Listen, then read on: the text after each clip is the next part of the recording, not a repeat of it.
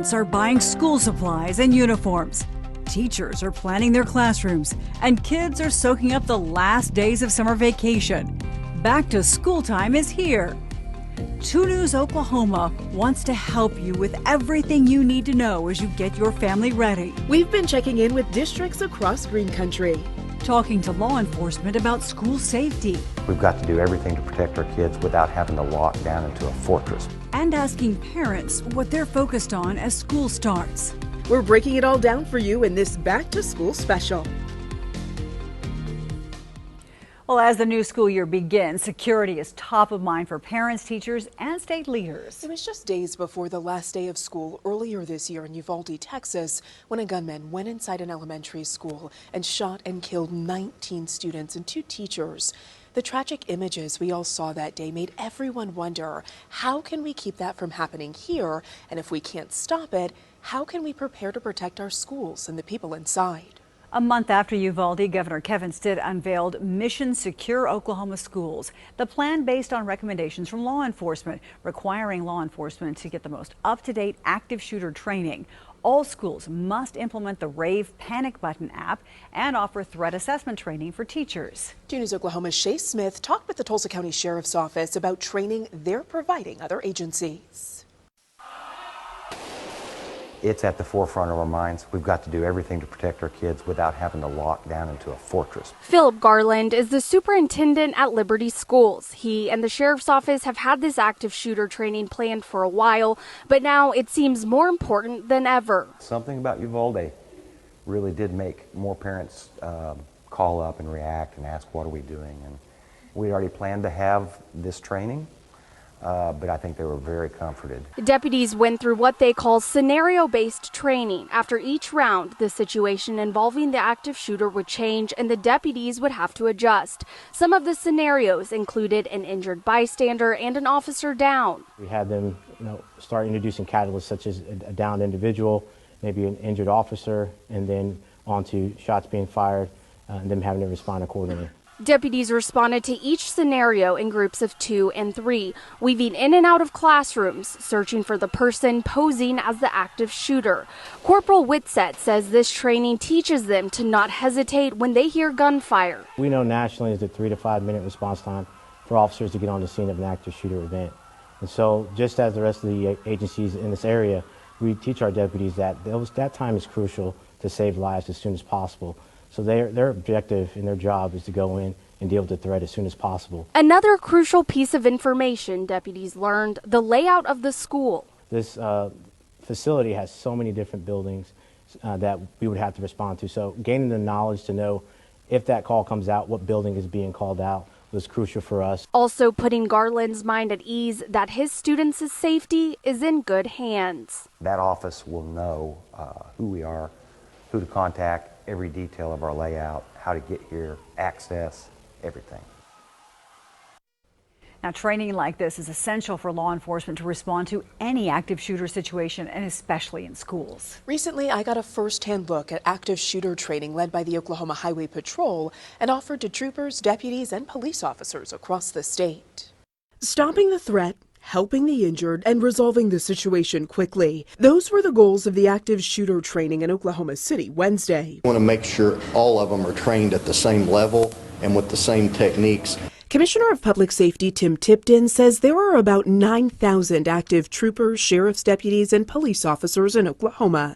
In response to the governor's executive order issued in late June, they'll all be trained to respond in the same way, whether the active shooter's in a school, hospital, or a grocery store like we've seen across the country and here in Tulsa. No matter what the type of an active shooter is, the techniques and tactics that law enforcement are utilizing and learning here, they can use those in any of those situations. The governor's mandate requires this training by January 1st. It also requires all new officers going through CLEAT certified academies get that same training. This is the best path forward to have Oklahomans as protected and as prepared for these types of situations as we can. The executive order also focuses on assessing threats. Tipton says schools can get evaluated on both their structure and procedures to help alleviate any potential threats. School districts are also required to implement the Rave panic button by September 1st to notify law enforcement immediately when a threat comes up. And as we mentioned, adding that app is part of Governor Stitt's executive order issued to help make Oklahoma schools safer. But some wonder, how is it going to work? 2 News Oklahoma's Amanda Slee talked to 2 Green Country school districts about implementing the Rave app and other ways they're working to keep their students safe. In any type of an emergency, communication is key. Starting September 1st, public schools will be required to use the Rave Panic Button app, but some districts like Broken Arrow are already using it. Derek Blackburn, the Student Services Executive Director, says the Rave app allows a staff member to call 911 and send a text to fellow staff members about an emergency, all with the push and hold of a button. It's just a faster way to communicate in a threatening scenario like what we've seen in Texas. The faster you can communicate to your staff, the better you can mitigate that issue and get the appropriate people there to respond. He says the app is geared toward teachers and has a geofence, so it's only used on campus. They have been using the app for 5 years, slowly rolling it out to each school. Blackburn says last year it came in handy for a medical emergency. The teacher used the Rave panic button, pushed the notification to call 911. That communication then also went out to administrators and our site nurse. So we already had IMSA or Broken Arrow Fire Department on their way, while administrators and the nurse were also coming to the aid of this individual. Here at Sand Springs Public Schools, they will be implementing the Rave Panic Button app this school year, although they have been using a similar app known as Stop It for several years. The basic premise is it allows students and parents to report irregularities. So things that they see that maybe look strange, or if they have a problem with bully at school, and they can do that at reporting anonymously, or they can let you know who they are. Sherry Durkee, the Sand Springs Public Schools superintendent, says the Stop It app is more about preventing a tragedy. She explains that Stop It can be used by anyone, not just staff. Rave is really about the immediacy in a crisis that's impending versus preventative, in that we hear of a potential threat that we can stop ahead of time. So I do think they complement each other. Durkee says they will keep Stop It and implement the Rave app this year. Both Blackburn and Durkee agree that communication is key and districts should use whatever will work for their students' needs. Amanda Slee, 2 News Oklahoma. Seeing the in-depth training Oklahoma law enforcement agencies are undergoing can really help ease parents' minds. And school officials said they're focused on keeping kids safe while they're in the classroom. This is my favorite time of year. It is always so exciting to be in back to school season. Coming up, I sit down with Tulsa Public Schools Superintendent Deborah Gist to talk about her strategy going into the year and what she wants parents to know. Tulsa Public Schools reopened Thursday, August 18th. Parents are busy filling out their back-to-school forms. Teachers are finalizing their lesson plans, while administrators focus on implementing back-to-school plans. Superintendent Deborah Gist told me that TPS is adding a 3rd public Montessori school this year, launching an aerospace program at East Central High School, and expanding dual language programs. Tulsa is actually internationally known for the quality of our world language programs. And we now have 11 schools that have full immersion or dual language opportunities for students. And so students leave elementary school bilingual. Dr. Gist encourages parents to send their kids back to school ready to learn and keep up the extra reading at home. During our extended interview, Dr. Gist told me that the state's recent demotion of TPS to accreditation with warning won't affect student learning. The demotion came after the State Board of Education says one TPS school violated a state law restricting teachings on race and gender during a professional training session. 2 News Oklahoma reached out to superintendents across Green Country to sit down and talk to us about the school year and what parents need to know. You can see those interviews, all of them, on 2 News Oklahoma at 10 through August, or by going to KGRH.com and clicking on the Back to School tab. Parents are scrambling to get school supplies as the first day of class quickly approaches. We wanted to understand what parents experience when looking for these supplies and how much it'll cost. 2 News Oklahoma's Jeanette Quesada went shopping. We came to Walmart to do some back-to-school supply shopping for a third grader. We walked in, picked up our list, and began filling the shopping cart, and found we weren't the only ones. Shopping for my fourth grader. Lindsay Park and her 4-year-old were on the same mission. Getting it all before the crowd gets here. Park is a mother of 4. 2 of her kids are school-aged. She says it's been tough trying to find all the items on the school list. I feel like the list keeps multiplying. They keep needing more and more things. So, your school list. So I just feel like that might be the more difficult thing. The American Retail Federation says households with children will spend on average $864, which it says is about $168 more than 2019.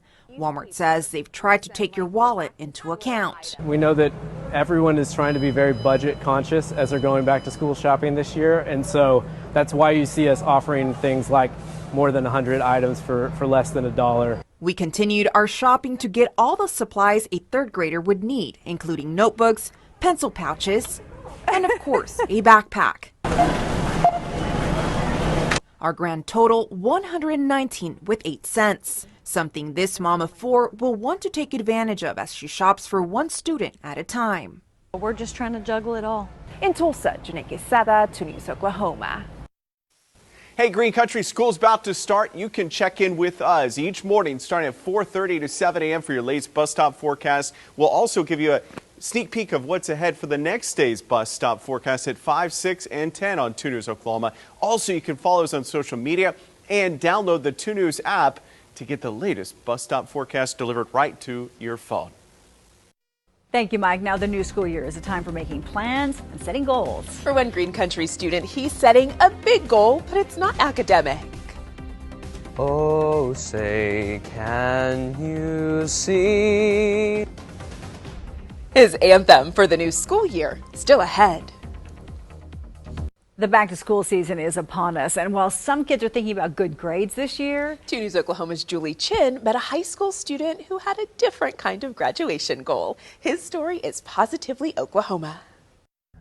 Oh, say, can you see? Joshua Taylor, By the dawn's early light, is a Jinx High School student. what so proudly we hailed at the twilight's last gleaming, With a unique whose broad American dream. stripes I would like to sing the national anthem anywhere possible, at least 100 times before the time that I graduate high school. He's a junior, so in order to do that, I have to sing about once a week. this is a patriotic passion project combining Joshua's love of American history and music. It's 9 o'clock on a Saturday.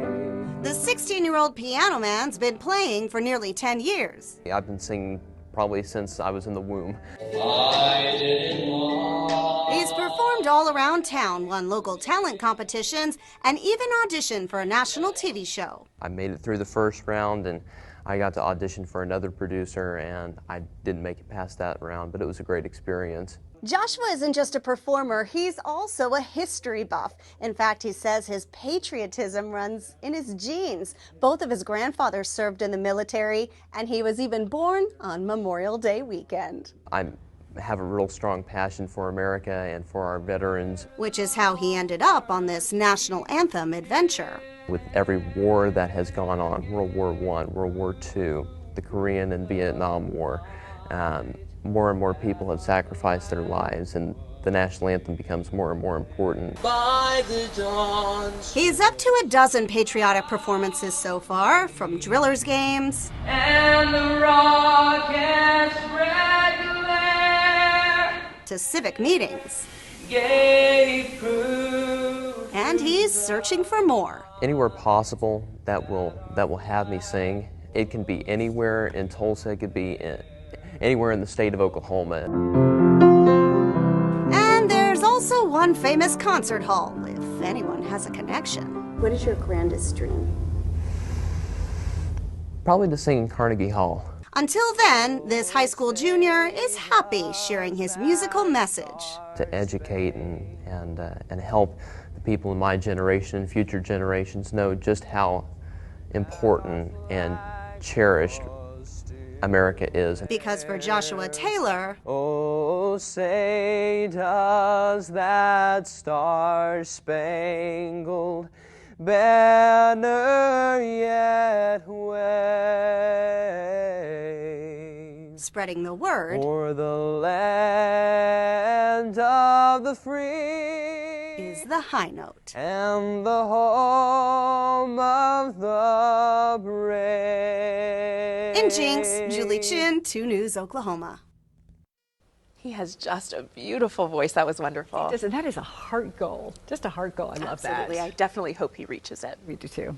It wouldn't be fall in Oklahoma without football. And 2 News Oklahoma is gearing up to bring you even more coverage of high school football than ever before. We're going to be live at the Game of the Week every Friday night in football season. I'll be there along with our chief meteorologist, Mike Collier, and of course our sports director, Cade McFarland, and reporter, Christy Maria. We'll have games and giveaways for the fans and so much more planned for Friday Night Live. And we want you to show up and show off with your school spirit. And from all of us here at 2 News Oklahoma, have a great school year. Remember, we will keep you updated with everything you need to know throughout the year. And you want to be sure to download the 2 News Oklahoma app and set up for notifications for both news and weather alerts throughout the school year.